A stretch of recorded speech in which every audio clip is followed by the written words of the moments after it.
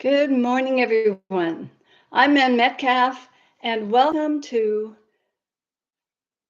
January 1st, 2023. Welcome to Conscious Eating, Conscious Living, my Sunday morning chat where I share with you what I've learned. And this past year, 2022, has been, it's been a great year. It's been losses for a lot of people, and it's been blessings for many others.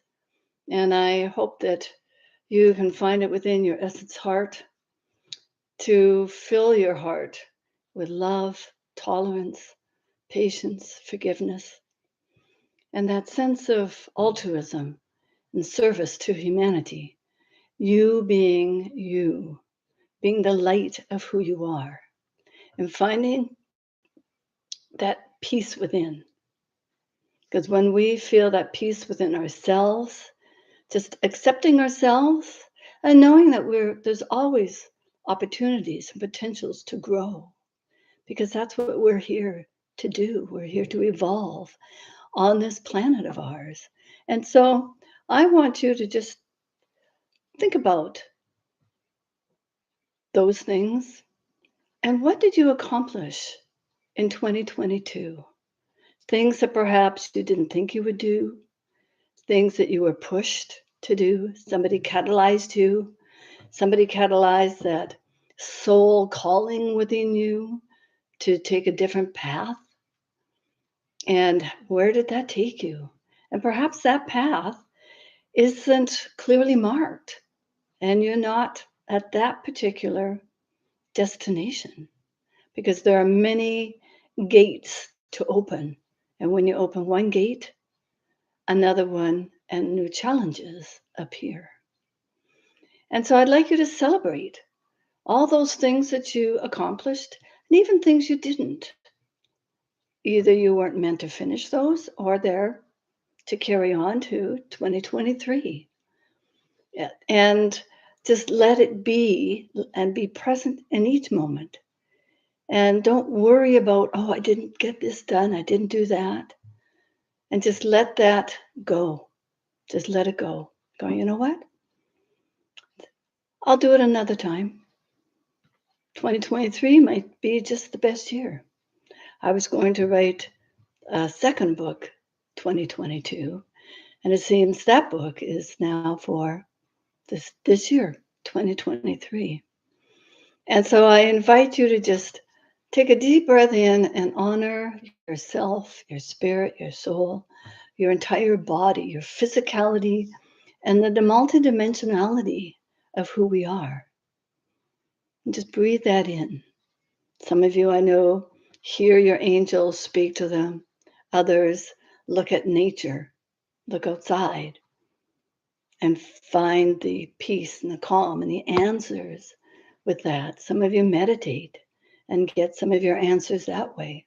And sometimes it's through conversation with another person, someone perhaps you knew or you least expected to hear an answer from.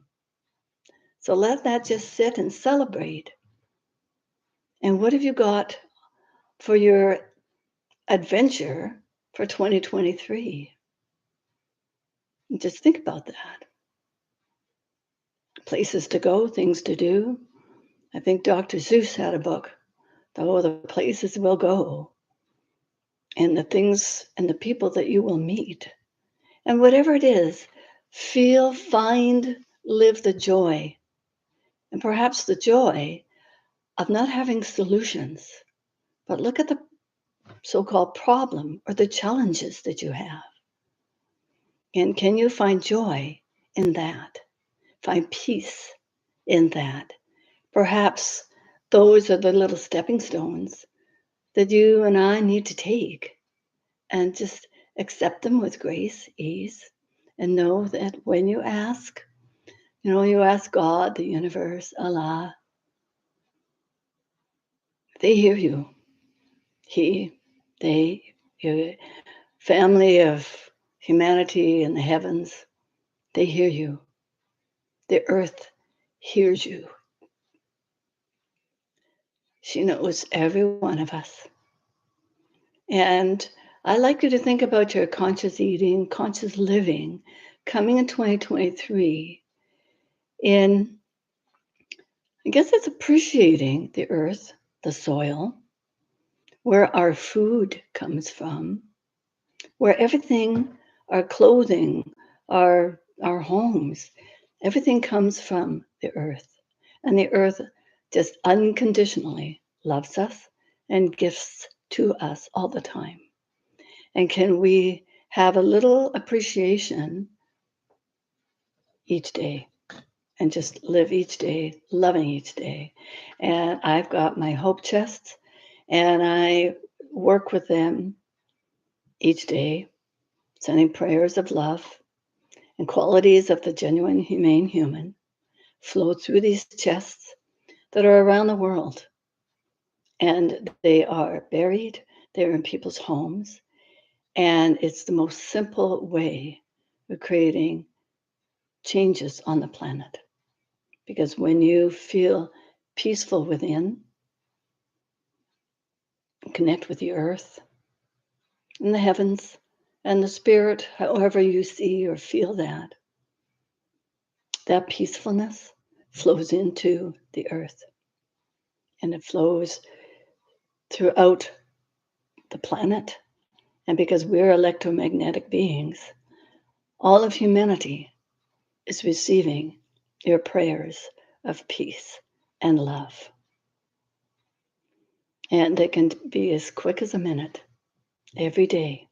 And you are sending loving energy into the planet and into humanity. And it is your light that will shift our planet to one of peace and harmony. And one of my celebrations is my new book. And I'm going to read a segment from the beginning of it. Because for me, it's about the earth and it's about food security.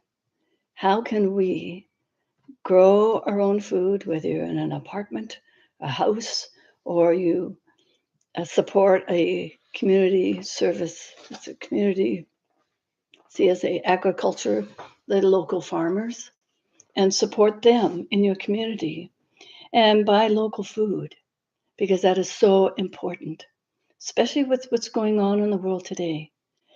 Where are you securing your food? And I don't mean hoarding.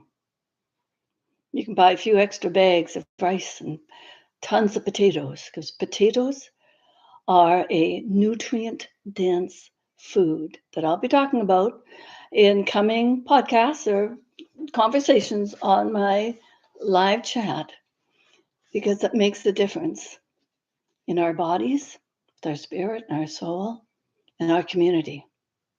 And how are you connecting with your community? So, this is Rosie's Joy, the magical wonders hidden in your garden. And it's for parents, teachers, kids of all ages. And even if you garden, there might be a few little tidbits in the science section, which I'm not going into today. But I'm just going to read the first few pages of this book.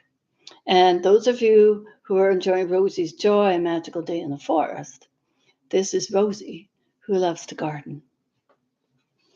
And Rosie's wish. Beloved Mother Earth, Madre Tierra, Terra Mer, Ubu Bumi, each step I take upon you. As I breathe in your air, I am filled with wonder, love, and gratitude. Your skin hides many secrets, seen and unseen. Below the surface, full of life, is life itself. May our ancestors of the future hold you within their hearts as I do now, as delicate as lace, yet stronger than a spider's thread, a silver cord that connects us all. It is we who will bloom through our creative ideas to harmonize, and it is through love that we will move forward in peace. And that was written by me in 2022 for the book. So this is the beginning of the story. The sun was shining brightly, and the seeds were ready and waiting. An early morning chorus of birds greeted the new day. It was time for the gardeners and the bugs in the soil to get to work.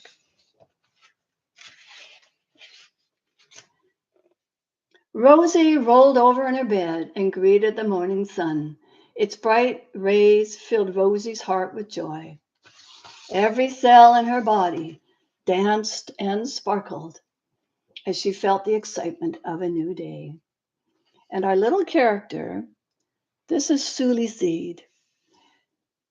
And this is Suli's tongue twister. Suli Seed says slowly sprouting seeds and stems are sipping sugar and sunshine.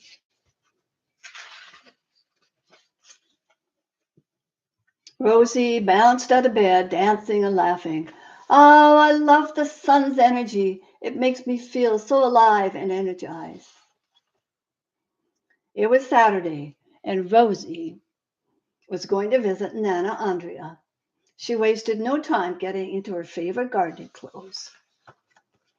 And how many of you have your favorite gardening clothes?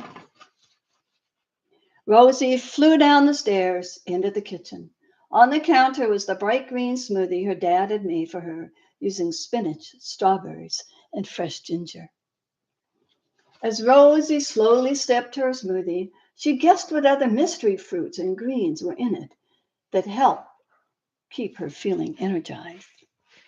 Today, she was eager to learn where many of those ingredients came from.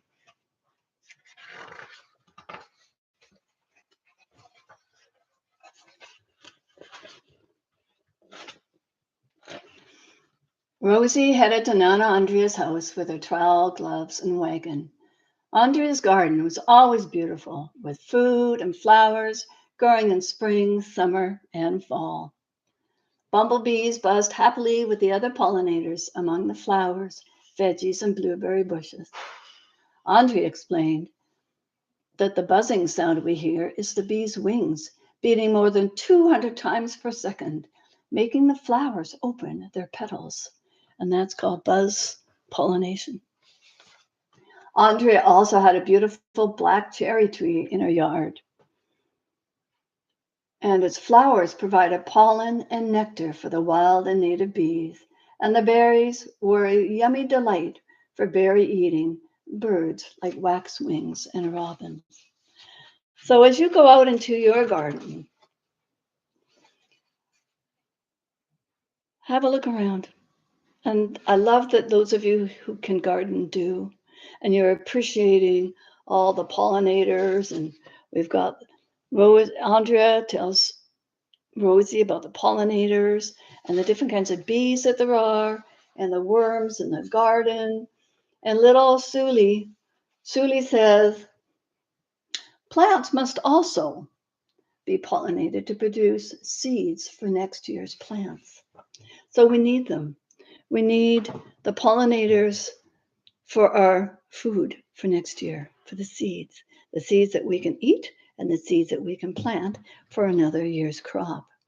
So I invite you, that book is on Amazon.ca and Amazon.com. And those of you who listen to this post and you'd like to get $5 off your purchase of one of my books, whether it's the Rosie's books or my poetry book, The Universe Calls, you just email me at rosiesjoy11@gmail.com, and I will send you a link to give you $5 off one of my books.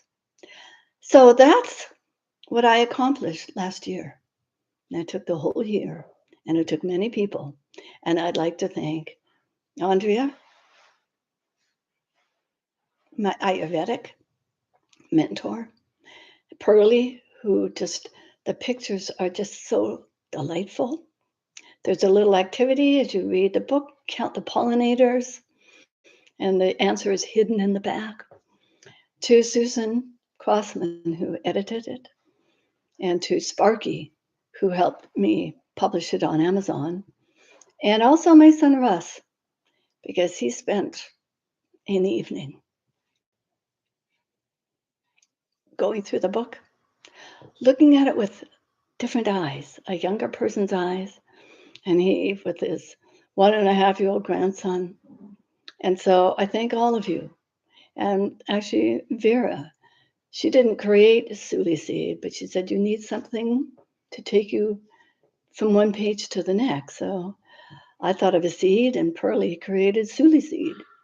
And just all the nature herself, the earth herself, and whatever guidance I was given from above, my spirit, my soul, to help create this book, and all the other people that provided the information for it. And actually, there's just one more quote I'd like to finish with, because it's so important. When we choose to live and eat consciously, when we make those choices, when we go shopping, do we know what's harmful in the food we're eating? Was it grown in a healthy way? Those are important for us to leap over the thresholds in the future. So, when we forget that we are embedded in the natural world, we also forget that what we do to our surroundings, we are doing to ourselves. And that was a quote from David Suzuki, who lives in Vancouver, who has, and bless his heart, has put out challenges for humanity to wake up for over 40, 50 years. He's now in his 80s. So thank you, David, and thank you to all the others who have struggled to help us be more aware of who we are and how our actions are making a difference or not. So, Happy New Year to you all. Thank you for listening. Bless you all. Just, prayers of abundance, of wealth, happiness, health to you um, now and throughout the year and into your future. Namaste. Thank you.